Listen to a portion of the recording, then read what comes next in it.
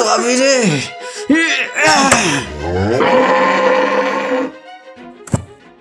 বাবা, এ তুমি কি করলা বাবা? এ তুমি কি করলা? আমাদের মহেশ যে মরি গেল বাবা, মরি গেল।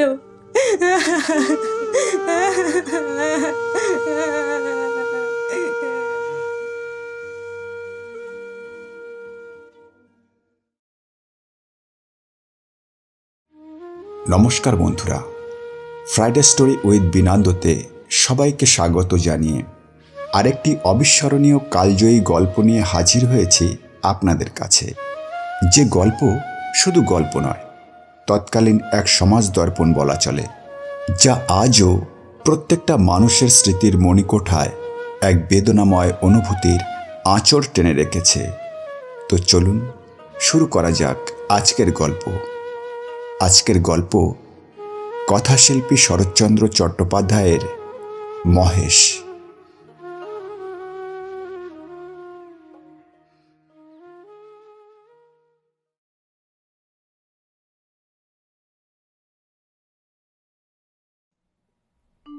গ্রামের নাম কাশীপুর। গ্রাম ছোট, জমিদার আরো ছোট, তবু দাপটে তার প্রজারা টু শব্দটি করিতে পারে না, এমনই প্রতাপ। ছোট ছেলের জন্মতিথি পূজা সারিয়া তর্করত্ন দ্বীপ্রহর বেলায় বাড়ি ফিরিতেছিলেন। বৈশাখ শেষ হইয়া আসে, কিন্তু মেঘের ছায়াটুকু কোথাও নাই।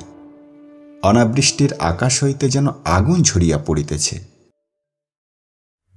সম্মুখের দিগন্ত জোড়া মাঠখানা জ্বলিয়া পুড়িয়া ফুটিফাটা হইয়া আছে। অগ্নিশিখার মতো তাদের সর্পিল ঊর্ধ্বগতির প্রতি চাইয়া থাকিলে মাথা ঝিমঝিম করে, যেন নেশা লাগে। ইহারই সীমানায় পথের ধারে গফুর চোলার বাড়ি। তাহার মাটির প্রাচীর পড়িয়া গিয়া প্রাঙ্গণ আসিয়া পথে মিশিয়াছে, এবং অন্তঃপুরের লজ্জা সম্ভ্রম পথিকের করুণায় আত্মসমর্পণ করিয়া নিশ্চিন্ত হইয়াছে। পথের ধারে একটা পিটালি গাছের ছায়ায় দাঁড়াইয়া তর্করত্ন উচ্চ কণ্ঠে ডাক দিলেন, ওরে ও গফরা, বলি ঘরে আছিস? তাহার বছর দশেকের মেয়ে দুয়ারে দাঁড়াইয়া সাড়া দিল, কেন বাপকে? বাবা যে জ্বর। জ্বর? ডেকে দে হারামজাদাকে, পাষণ্ড মেলেচ্ছ কোথাকার। হাঁক ডাকে গফুর মিয়া ঘর হইতে বাহির হইয়া জ্বরে কাঁপিতে কাঁপিতে কাছে আসিয়া দাঁড়াইল। ভাঙা প্রাচীরের গা ঘেঁষিয়া একটা পুরাতন বাবলা গাছ, তাহার ডালে বাঁধা একটা ষাঁড়। তর্করত্ন দেখাইয়া কহিলেন, বলি ওটা হচ্ছেটা কি শুনি? এ হিঁদুর গা, ব্রাহ্মণ জমিদার, সে খেয়াল আছে? তার মুখখানা রাগে ও রৌদ্রের ঝাঁঝে রক্তবর্ণ, সুতরাং সে মুখ দিয়া তপ্ত খরবাক্যই বাহির হইবে। কিন্তু হেতুটা বুঝিতে না পারিয়া গফুর শুধু চাহিয়া রহিল। তর্করত্ন বলিলেন, সকালে যাবার সময় দেখে গেছি বাঁধা, দুপুরে ফেরার পথেও দেখছি তেমনি ঠায় বাঁধা। বলি গোহত্যা হলে যে কর্তা তোকে জ্যান্ত খবর দেবে, সে যে সে বামুন নয়। কি করবো বাবা ঠাকুর, বড় লাসারে পড়ে গেছি। কদিন থেকে গায়ে জ্বর, দড়ি ধরে যে দুখুটো খাইয়ে আনবো, তা মাথা ঘুরে পড়ে যায়। তবে ছেড়ে দে না, সে আপনি আপনি চড়াই করে আসুক। কোথায় ছাড়বো বাবা ঠাকুর? লোকের ধান এখনো সব ঝাড়া হয়নি, খামারে পড়ি খড় এখনো গাদি দেওয়া হয়নি, মাঠের আলুগুলো সব জ্বলি গেল, কোথাও এক মুঠো ঘাস নাই। কার ধানে মুখ দেবে, কার গাদা ফাড়ি খাবে, কেমনে শাড়ি বাবা ঠাকুর? তর্করত্ন একটু নরম হইয়া কহিলেন, এই দেখ, না ছাড়িস তো ঠান্ডায় কোথায় একটু বেঁধে দে না, দুয়াটু বিচুলি খুলে দে না চিবা। তোর মেয়ে ভাত রাঁধেনি, ফ্যানে জলে দে না এক গামলা খা। গফুর জবাব দিল না। নিরুপায়ের মতো তর্করত্নের মুখের পানে চাহিয়া তাহার নিজের মুখ দিয়া শুধু একটা দীর্ঘ নিঃশ্বাস বাহির হইয়া আসিল। তর্করত্ন বলিলেন, ও তাও নাই বুঝি, কি করলি খড়? ভাগে এবার যে পেলি সমস্ত বেচে পেটাই নমো, গরুটার জন্য একাটুও ফেলে রাখতে নেই? বেটা কষাই কোথাকার। এই নিষ্ঠুর অভিযোগে গফুরের যেন বাক রোধ হইয়া গেল। ক্ষণেক পরে ধীরে ধীরে কহিল, কাউন খানেক খড় এবার ভাগে পেয়েছিল, কিন্তু গেল শনির বকেয়া বলে কর্তামশাই সব ধরি রাখলেন। কেঁদে কেটে হাতে পায়ে পড়ি বললুম, বাবু মশাই, হাকিম তুমি, তোমার রাজত্বী ছেলে, আর পালাবো কোথায়? আমাকে ৫-১০ বিশুলি না হয় দা, সালে খড় নেই, একখানি ঘর বাপ বেটিতে থাকি, তাও না হয় তালপাতার ঘোষা ঘাঁষা দিয়ে বর্ষাটা কাটিয়ে দেব। তো না খাতি পেয়ে আমার মহিষে মারা যাবে। তর্করত্ন হাসিয়া কহিলেন, ইস, সাত করে আবার নাম রাখা হয়েছে মহেশ, হেসে আর বাঁচি নে। কিন্তু এই বিদ্রূপ গফুরের কানে গেল না। সে বলিতে লাগিল, কিন্তু হাকিমের দয়া হলো না। মাস ২-১ খোরাকের মতো ধান দুটি আমাদের দিলেন, কিন্তু বেকাব খড় সরকারের গাদি হয়ে গেল। ও আমার কুটোটিও পেলে না।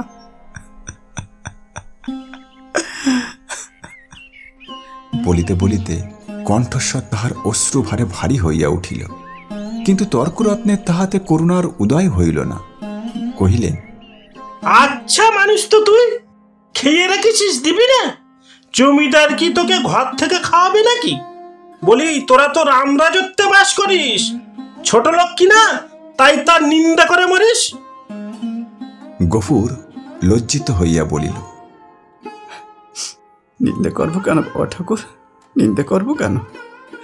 নিন্দে তার আমরা করি নে, কিন্তু কোথা থেকে দিই বলো তো?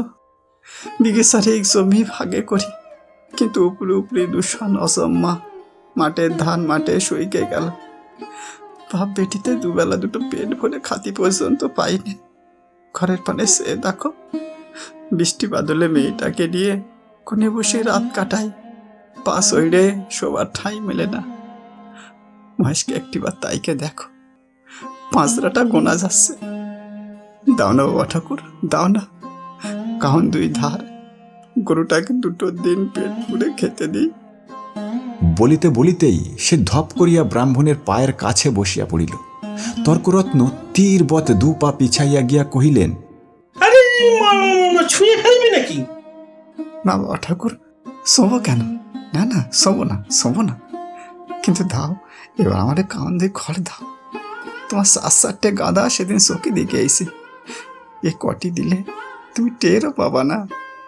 আমরা না খেয়ে মরি যাই, খেতে নেই, কিন্তু আমার অবলাসী কথা বলতে পারে না, শুধু সেই থাকে আর চোখ দিয়ে জল পড়ে। তর্করত্ন কহিল, ধার নেবি, তা শুধবি কি করে শুনি? গফুর আশান্বিত হইয়া ব্যগ্রস্বরে বলিয়া উঠিল, যেমন করে পারি শুধু বাবা ঠাকুর, তোমাকে ফাঁকি দেব না। তর্করত্ন মুখে এক প্রকার শব্দ করিয়া গফুরের ব্যাকুল কণ্ঠের অনুকরণ করিয়া কহিলেন, ফাঁকি দেব না, যেমন করে পারি শুধবো, রসিক নাগর। যা যা, সর, পথ ছাড়, ঘরে যাই, বেলা বয়ে গেল। এই বলিয়া তিনি একটু মুচকি হাসিয়া পা বাড়াইয়া সহসা সভয়ে পিছাইয়া গিয়া সক্রোধে বলিয়া উঠিলেন, মর, সিং নেড়ে আসে যে, গুঁতবে নাকি? গফুর উঠিয়া দাঁড়াইল। ঠাকুরের হাতে ফলমূল ও ভিজা চালের পুঁটলি ছিল, সেইটা দেখাইয়া কহিল, গন্ধ পেয়েছে, তাই এক মুঠো খেতে চাই। খেতে চাই? তা বটে, যেমন চাষা তার তেমনি বলো, খড় জোটে না, আবার চাল খোলা খাওয়া চাই। নে পথ থেকে সরিয়ে বার, যে সিং কোন দিন দেখছি কাকে খুন করবে। এই বলিয়া তর্করত্ন পাশ কাটাইয়া হন হন করিয়া চলিয়া গেলেন।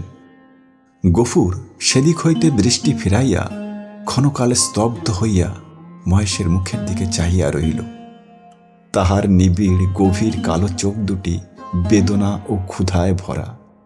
কহিল, তোকে দিলেন এক মুঠো, ওদের অনেক আছে, তবু দেয় না। নাতিকে তাহার গলা বুঝিয়া আসিল।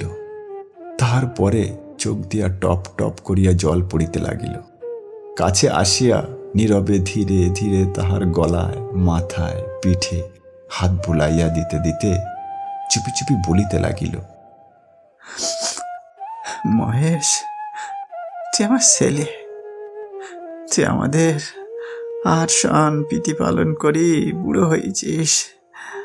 তোকে আমি পেট পুরে খাতিয়ে দিতে পারি না, কিন্তু কিন্তু তুই তো জানিস তোকে তোকে আমি কত ভালোবাসি।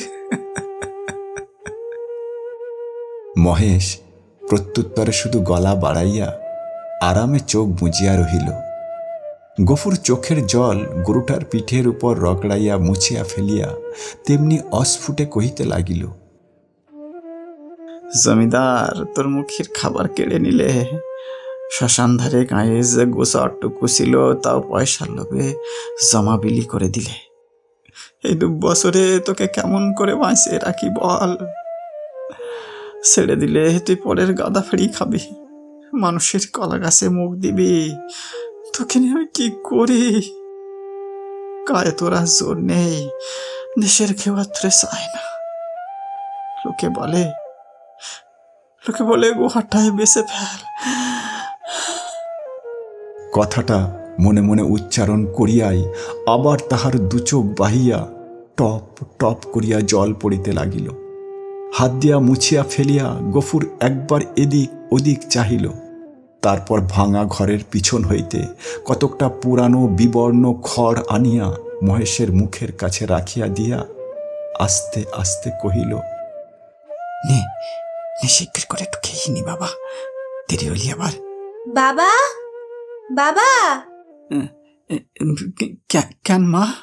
ভাত খাতে এসো। এই বলিয়া আমিনা ঘর হইতে দুয়ারে আসিয়া দাঁড়াইল। এক মুহূর্ত চাহিয়া থাকিয়া কহিল, মহেশরে আবার সাল ফিরে খড় দিতেছ বাবা? ঠিক এই ভয়েই সে করিতেছিল।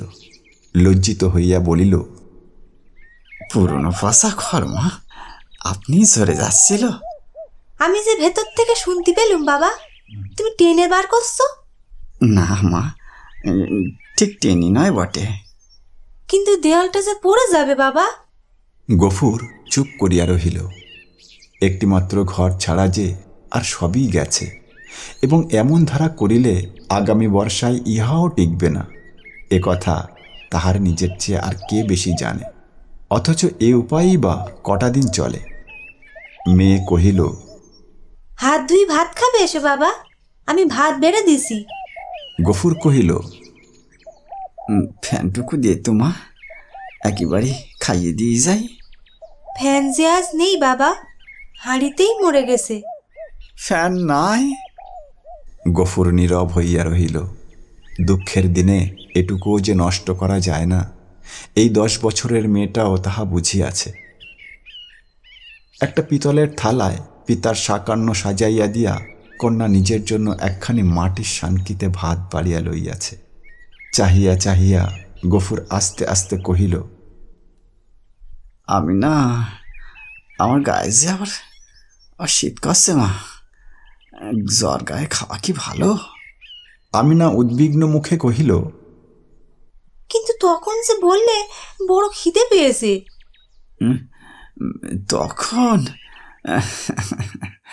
তখন হয়তো জ্বর ছিল না মা। তাহলে তুলি রেখে দিই, সাঁঝের বেলা খেয়েও কোনি। গফুর মাথা নাড়িয়া বলিল, কিন্তু ঠান্ডা ভাত খালি যে অসুখ বাড়বে আমি না। আমিনা কহিল, তবে? গফুর কত কি যেন চিন্তা করিয়া হঠাৎ এই সমস্যার মীমাংসা করিয়া ফেলিল। কহিল, এক কাজ কর মা, মাসকে না হয় ধরিয়ে দিয়ে আয়, তখন রাতের বেলায় আমাকে 1 মুঠো ফুটিয়ে দিতে পারবি না আমি না? প্রত্যুত্তরে আমিনা মুখ তুলিয়া ক্ষণকাল চুপ করিয়া পিতার মুখের প্রতি চাহিয়া রহিল। তারপরে মাথা নিচু করিয়া ধীরে ধীরে ঘাড় নাড়িয়া কহিল, পারবো বাবা। গফুরের মুখ রাঙা হইয়া উঠিল। পিতা ও কন্যার মাঝখানে এই যে একটুখানি ছলনার অভিনয় হইয়া গেল, তাহা এই 2টি প্রাণী ছাড়া আরও একজন বোধ করে অন্তরিক্ষে থাকিয়া লক্ষ্য করিলেন।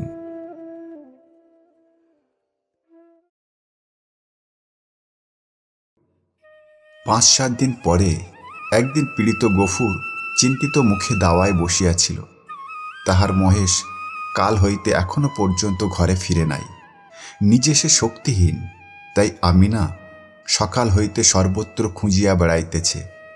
পরন্ত বেলায় সে ফিরিয়া আসিয়া বলিল, শুনেছো বাবা, মানিক ঘোষেরা মহেশকে আমাদের থানায় দিয়েছে। গফুর কহিল, ধুর পাগলি। হ্যাঁ বাবা, সত্যি। তাদের চাকর বললে তোর বাপকে বলগে যা দরিয়াপুরের খুঁয়ারি খুঁজতি। কি করেছিল সে? তাদের বাগানে ঢুকি নাকি গাছপালা নষ্ট করেছে বাবা। গফুর স্তব্ধ হইয়া বসিয়া রহিল। মহেশের সম্বন্ধে সে মনে মনে বহু প্রকার দুর্ঘটনা কল্পনা করিয়াছিল, কিন্তু এ আশঙ্কা ছিল না সে যেমন নিরীহ তেমনি গরিব। সুতরাং প্রতিবেশী কেহ তাহাকে এত বড় শাস্তি দিতে পারে এ ভয় তাহার হয় নাই। বিশেষত মানিক ঘোষ, গোব্রাহ্মণে ভক্তি তাহার এ অঞ্চলে বিখ্যাত। মেয়ে কহিল, বেলা যে পড়ি এলো বাবা, মহেশকে আনতে যাবে না? গফুর বলিল, না। কিন্তু তারা যে বললে 3 দিন হলি পুলিশের লোক তাকে গোহাটায় বেঁচে ফেলবে। গফুর কহিল, ফেলুক গে।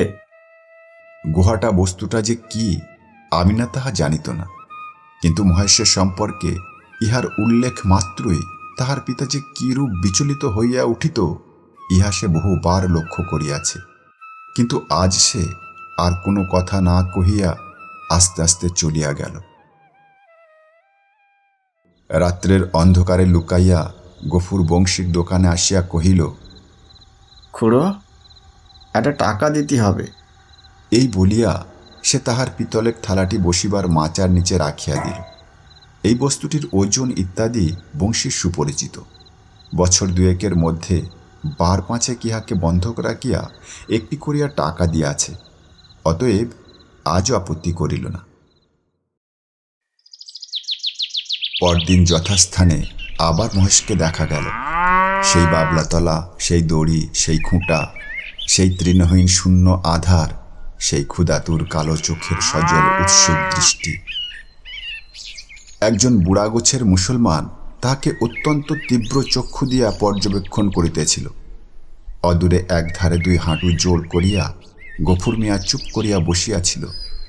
পরীক্ষা শেষ করিয়া বুড়া চাদরের খুঁট হইতে একখানি 10 টাকার নোট বাহির করিয়া তাহার ভাঁজ খুলিয়া বারবার মসৃণ করিয়া লইয়া তাহার কাছে গিয়া কহিল, আর ভাঙবো না, এই পুরোটাই দিলাম, লাও। গফুর হাত বাড়াইয়া গ্রহণ করিয়া তেমনি নিঃশব্দেই বসিয়া রহিল।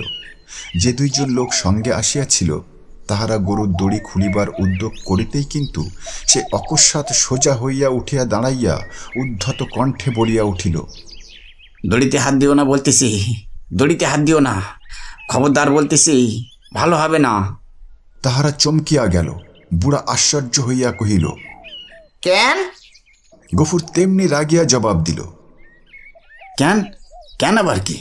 আমার জিনিস আমি বেচবো না, আমার খুশি। এই বলিয়া সে নোটখানা ছুঁড়িয়া ফেলিয়া দিল। তাহারা কহিল, ওরে, কাল পথে আসতে বায়না নিলি যে। এই নাও, এই নাও তোমাদের বায়না ফিরিয়ে।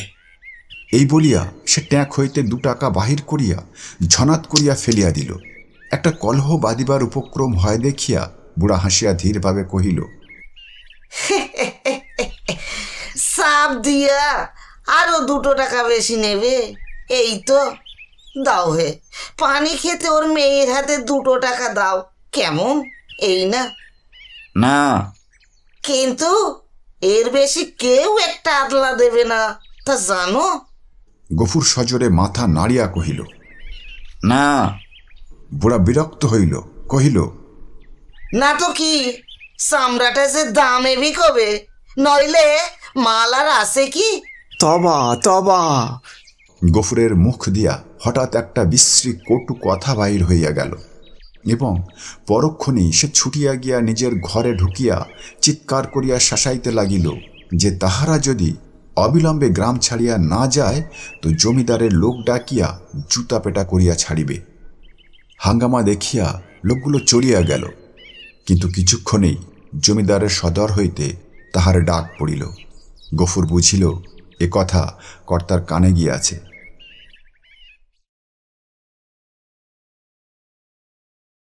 সদরে ভদ্র অভদ্র অনেকগুলি ব্যক্তি বসিয়াছিল। শিবুবাবু চোখ রাঙা করিয়া কহিলেন, গপরা, তোকে যে আমি কি সাজা দেব ভেবে পাইনি। কোথায় বাস করে আছিস জানিস? গফুর হাত জোড় করিয়া কহিল, জানি, আমরা খেতে পাইনি, নইলে আজ আপনি যা জরিমানা করতেন আমি না করতাম না। সকলেই বিস্মিত হইল। এই লোকটাকে জেদি এবং বদমেজাজি বলেই তাহারা জানিত। সে কাঁদো কাঁদো হইয়া কহিল, এমন কাজ আর কখনো করব না কর্তা। এই বলিয়া সে নিজের দুই হাত দিয়া নিজের দুই কান মলিল এবং প্রাঙ্গণের একদিক হইতে আর দিক পর্যন্ত নাক্ষর দিয়া উঠিয়া দাঁড়াইল। শিবুবাবু সদয় কণ্ঠে কহিলেন, আচ্ছা, যা যা হয়েছে আর কখনো এসব মতিবুদ্ধি করিস নে। বিবরণ শুনিয়া সকলেই কুণ্ঠিত হইয়া উঠিলেন এবং এ মহাপাতক যে শুধু কর্তার পুণ্য প্রভাবে ও শাসন ভয়েই নিবারিত হইয়াছে সে বিষয়ে কাহারও সংশয় মাত্র রহিল না। তর্করত্ন উপস্থিত ছিলেন। তিনি গোশব্দের শাস্ত্রীয় ব্যাখ্যা করিলেন এবং যে জন্য এই ধর্মজ্ঞানহীন মিলেচ্ছ জাতিকে গ্রামের ত্রিসীমানায় বসবাস করিতে দেওয়া নিষিদ্ধ তাহা প্রকাশ করিয়া সকলের জ্ঞাননেত্র বিকশিত করিয়া দিলেন। গফুর একটা কথারও জবাব দিল না। যথার্থ প্রাপ্য মনে করিয়া অপমান ও সকল তিরস্কার সবিনয়ে মাথা পাতিয়া লইয়া প্রসন্ন চিত্তে ঘরে ফিরিয়া আসিল। প্রতিবেশীদের গৃহ হইতে ফ্যান চাহিয়া আনিয়া মহেশকে খাওয়াইল এবং তাহার গায়ে মাথায় ও শিঙে বারংবার হাত বুলাইয়া অস্ফুটে কত কথাই বলিতে লাগিল।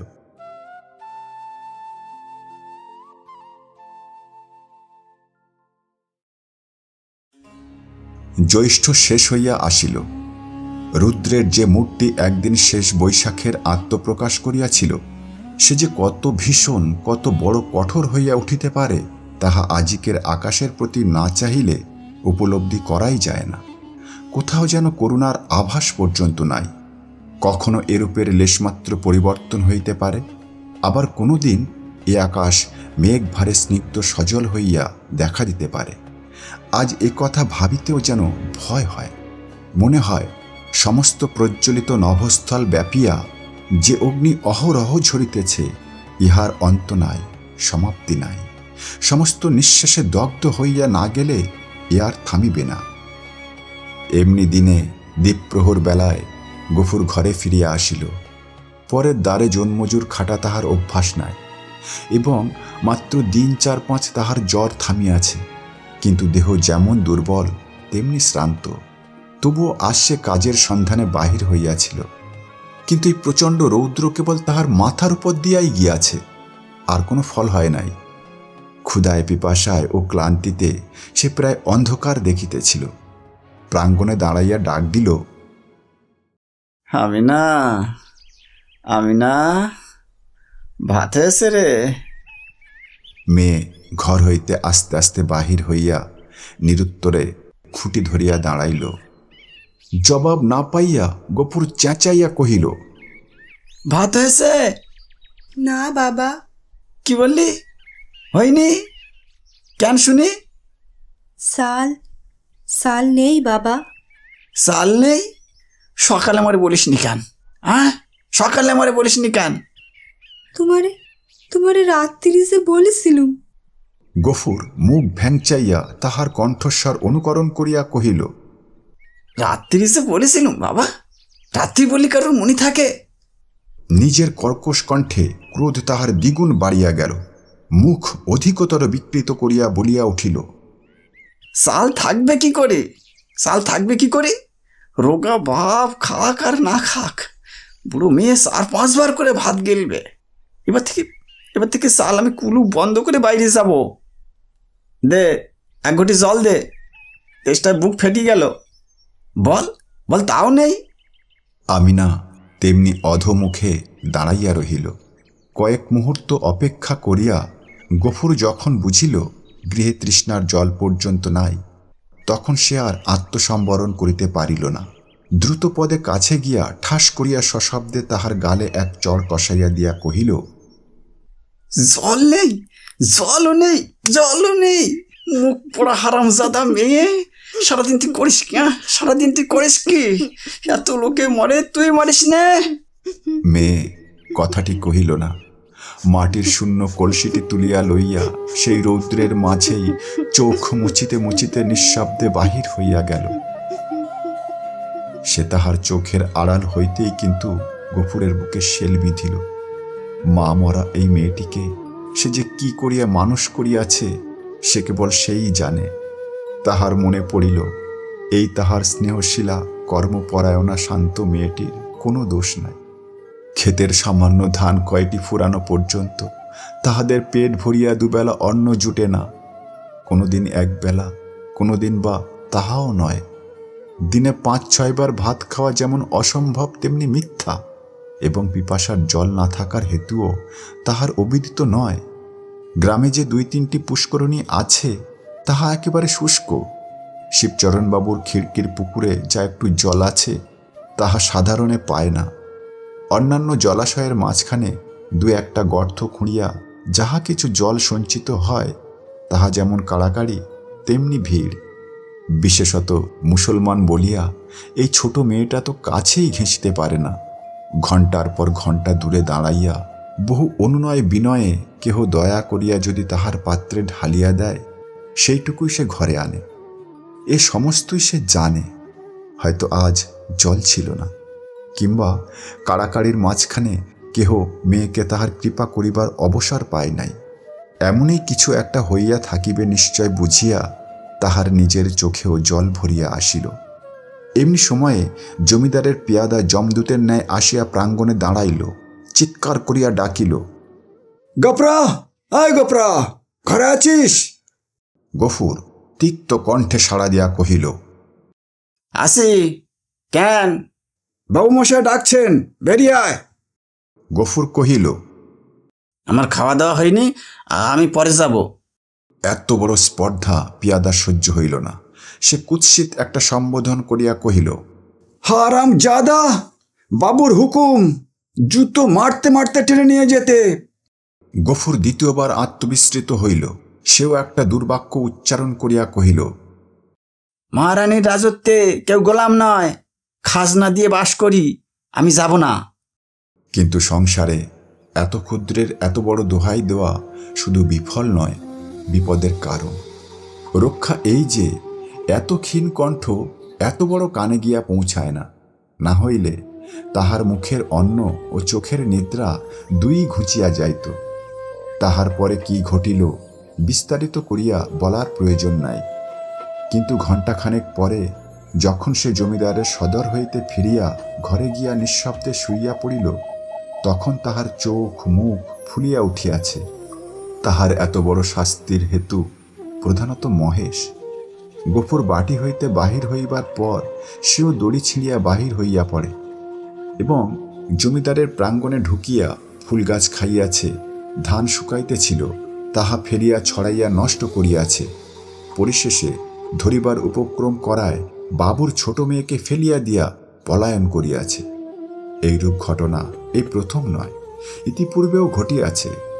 শুধু গরিব বলিয়াই তাহাকে মাপ করা হইয়াছিল। পূর্বের মতো এবারও সে আসিয়া হাতে পায়ে পড়িলে হয়তো ক্ষমা করা হইত, কিন্তু সে যে কর দিয়া বাস করে বলিয়া কাহারও গোলাম নয় বলিয়া প্রকাশ করিয়াছে। প্রজার মুখের এত বড় স্পর্ধা জমিদার হইয়া শিবচরণবাবু কোনো মতেই সহ্য করিতে পারেন নাই। সেখানে সে প্রহার ও লাঞ্ছনার প্রতিবাদ মাত্র করে নাই, সমস্ত মুখ পুঁজিয়া সহিয়াছে। ঘরে আসিয়াও সে তেমনি নিঃশব্দে পড়িয়া রহিল। ক্ষুধা তৃষ্ণার কথা তাহার মনে ছিল না, কিন্তু বুকের ভিতরটা যেন বাহিরের মধ্যাহ্ন আকাশের মতোই জ্বলিতে লাগিল। এমন কতক্ষণ কাটিল তাহার হুঁশ ছিল না। কিন্তু প্রাঙ্গণ হইতে সহসা তাহার মেয়ের আত্মকণ্ঠ কানে যাইতেই সে সবেগে উঠিয়া দাঁড়াইল এবং ছুটিয়া বাহিরে আসিয়া দেখিল আমিনা মাটিতে পড়িয়া এবং বিক্ষিপ্ত ভাঙা ঘট হইতে জল ঝরিয়া পড়িতেছে, আর মহেশ মাটিতে মুখ দিয়া সেই জল মরুভূমির মতো যেন শুষিয়া খাইতেছে। চোখের পলক পড়িল না, গফুর দিক বিদিক জ্ঞানশূন্য হইয়া গেল। মেরামত করিবার জন্য কাল সে তাহার নাঙ্গলের মাথাটা খুলিয়া রাখিয়াছিল, তাহাই দুই হাতে গ্রহণ করিয়া সে মহেশের অবনত মাথার উপরে সজোরে আঘাত করিল।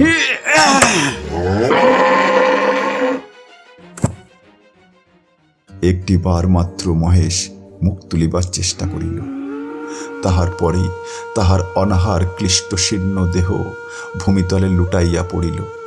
চোখের কোণ বাহিয়া কয়েক বিন্দু অশ্রু ও কান বাহিয়া ফোঁটা কয়েক রক্ত গড়াইয়া পড়িল।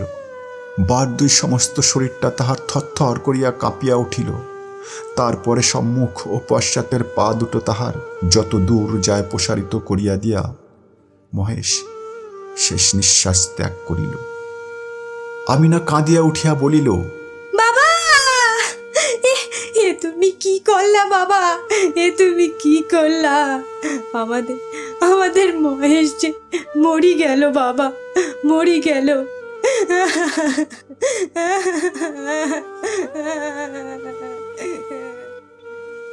গফুর নড়িল না, জবাব দিল না, শুধু নির্নিমেষ চক্ষে আর এক জোড়া নিমেষহীন গভীর কালো চক্ষের পানে চাহিয়া পাথরের মতো নিশ্চল হইয়া রহিল।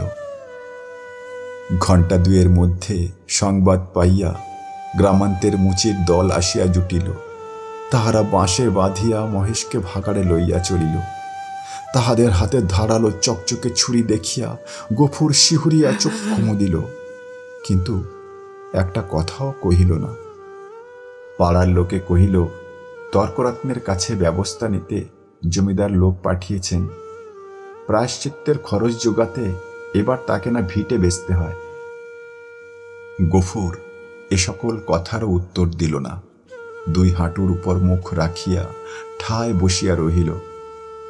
অনেক রাত্রে গফুর মেয়েকে তুলিয়া কহিল, আমিনা, আমিনা, সালমা, চল আমরা যাই।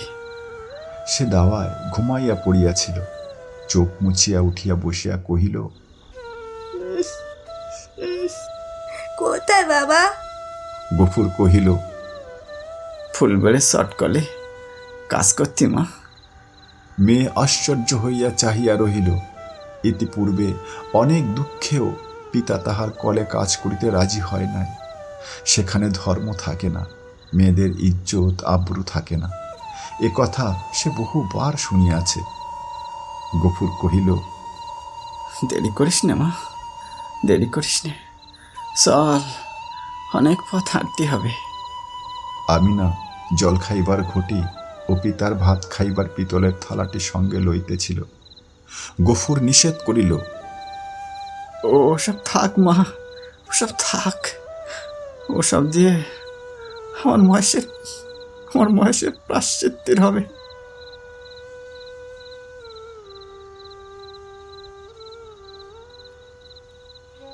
অন্ধকার গভীর নিশীথে সে মেয়ের হাত ধরিয়া বাহির হইল। এ গ্রামে আত্মীয় কেহ তাহার ছিল না, কাহাকেও বলিবার কিছু নাই। আঙ্গিনা পার হইয়া পথের ধারে সেই বাবলা তলায় আসিয়া সে থমকিয়া দাঁড়াইয়া সহসা হু হু করিয়া কাঁদিয়া উঠিল। নক্ষত্র খচিত কালো আকাশে মুখ তুলিয়া বলিল, আল্লাহ,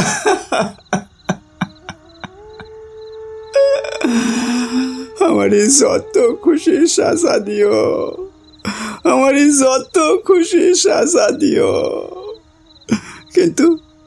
কিন্তু মহেশ আমার তেষ্টানে মরেছে, তার সাথে খাবার এতটুকু আমি কেউ রাখিনি। যে তোমার মাঠের ঘাসে তোমার দেওয়া তেষ্টার জল তাকে খেতে দেয়নি, তার কসুর তুমি যেন কখনো মাফ করো না আল্লাহ, কখনো মাফ করো না। মহেশ,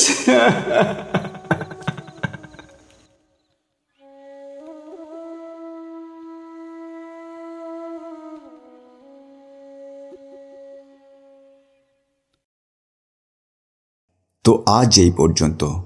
আবার দেখা হবে আগামী সপ্তাহে এরকমই আরেকটি অবিস্মরণীয় গল্পের সাথে। নমস্কার।